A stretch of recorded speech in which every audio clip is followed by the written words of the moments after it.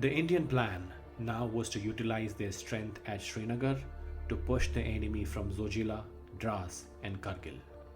If the Indian side was able to do that, the enemy at Leh would be encircled from both the sides and would have no option but to retreat. So, Leh's objective was to continue with the stalemate status quo, and the Indian troop movements from Srinagar would take the aggressive stance. And as soon as the Indian troops take Kargil, both Kargil and Leh would launch simultaneous attacks on enemy positions, routing them from the region. The plan looked good on paper, but for its success, the enemy strongholds at Zojila Pass, Dras, and Kargil had to be broken. To make matters worse, this task had to be completed before winter sets in by mid-November. Because after the winter set in, it would be very challenging for the Indian side to conduct operations in that region. The troops from Srinagar and Sonmarg had made two prior attempts at breaking through in Dras and Kargil in June, but had failed. The Indian side made an attempt to take Zojila on September 2nd, 1948. The plan was to attack at multiple enemy positions simultaneously, catch them by surprise, and push them out. Timing and accurate intelligence on the enemy positions were very crucial for this operation's success. Due to incomplete information on enemy positions in Zojila, some teams made contact with the enemy earlier than the rest, and the element of surprise was lost. They were not able to push the deeply dug-in enemy back. The enemy knew the importance of keeping Zojila Pass and had made all the preparations not to give up their positions. The Indian side made the next attempt at taking Zojila on September 13th with the objective of taking all important features around the enemy positions and then using those features to push the enemy out of Zojila. The attack went in but ended in a fiasco. The enemy pinned down the Indian troops attempting to capture the features. The Indian side suffered heavy losses with 23 killed in action and 67 wounded and had to retreat from their positions. So two attempts had been made in taking Zojila Pass in September itself, and both had been unsuccessful. The winters were quickly approaching, and it was crucial to take Zojila, Dras, and reach Kargil before mid-November if the Indian side wanted to secure Leh. The strategy of leveraging infantry movements along with air support had failed multiple times. This was a time for some creative problem solving for the Indian military strategists. The planners came up with a creative yet highly risky plan. This plan was to bring in tanks into the battlefield in that region. This was a highly risky plan because tanks had never been used at such altitude and cold weather in Kashmir, and there was no way of knowing whether the Indian tanks would be able to perform as expected in these trying conditions. And even if tanks functioned at those temperatures, there were no tracks available for the tanks to even roll in.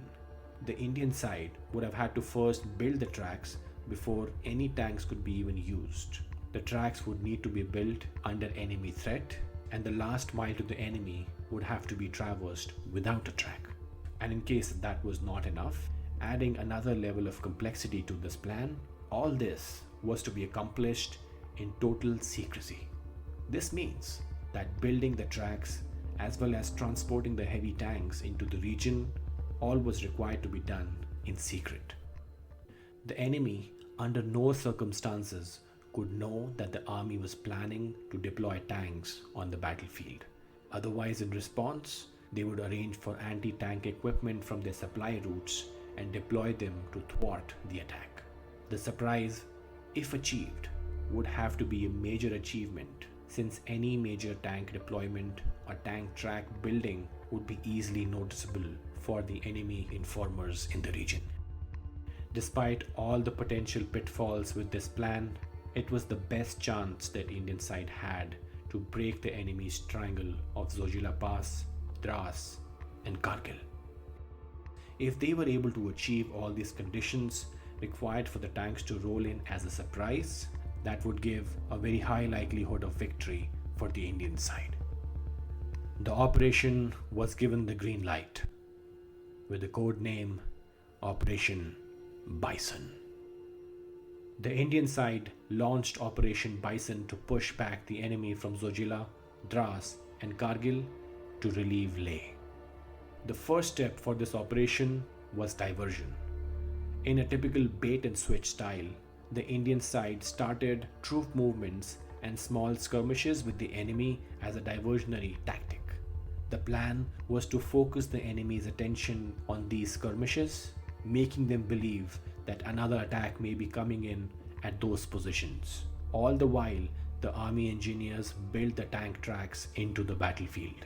The army engineers started building the tracks and bridges on the route from Srinagar to Zojila as close as possible to the enemy positions. And for the tanks, the Indian side had to hide the tank movements from the informers present in the region. So they dismantled the tanks, camouflaged the pieces, and moved them using different routes and varying modes of transport into Sonmarg. The hope was that with the movement of tank pieces through different routes, no one will be able to connect the dots on this, and the plan to bring tanks into the battlefield would remain a secret until the very end. All resources from the Air Force were made available for this high priority operation. All the tracks and bridges were prepared for tanks to move in by October 15, 1948. The tanks were also assembled and all ready to go at Sonmarg. There was no way to know whether or not surprise had been achieved before the launch of Operation Bison. If the enemy was found to have implemented anti-tank measures, that would indicate that the surprise element was lost and the objective would be all the more difficult to achieve. The Indian side was ready to launch Operation Bison on October 22, 1948. The attack was all set to go in when a snowstorm hit the region, and all major troop movements and operations had to be halted till the weather got better. November 1st, 1948, the weather and tracks cleared up and the Indian side launched Operation Bison.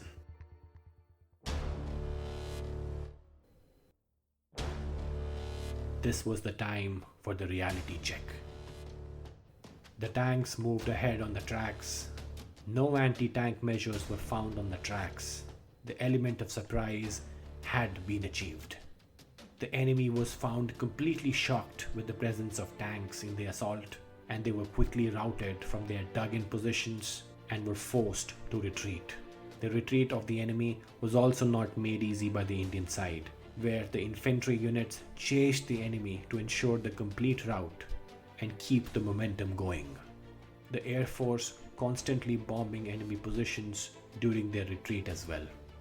Within the next few days, Dras was taken in a similar fashion, and by November 24th, the final assault of Kargil was completed with the Indian retaking of Kargil from the enemy. With Kargil in Indian control and with Leh having strong numbers present with them, the Indian side launched simultaneous attacks on enemy positions between Kargil and Leh.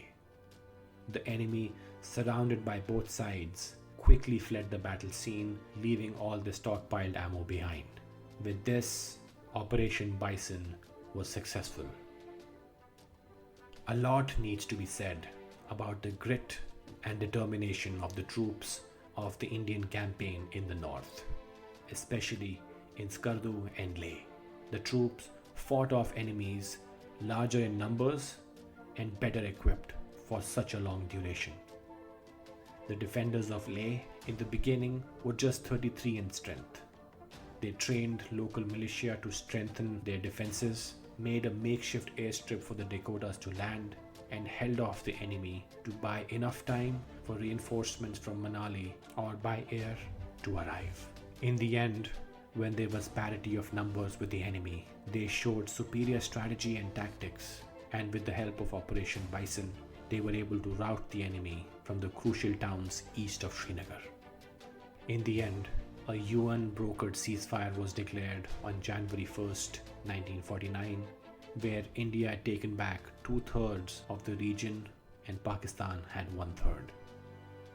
This was the moment in the war where Indian strength had increased in all the regions, and it was in a place to engage with the enemy from a position of strength.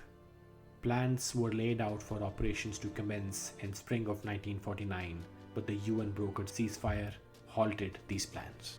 The Indian armed forces fought off a determined enemy militia in higher numbers to protect Kashmir from invasion. With ever-changing scenarios during the war, the Indian armed forces were able to quickly adapt and achieve their objectives. The soldiers on the field went above and beyond to perform their duties.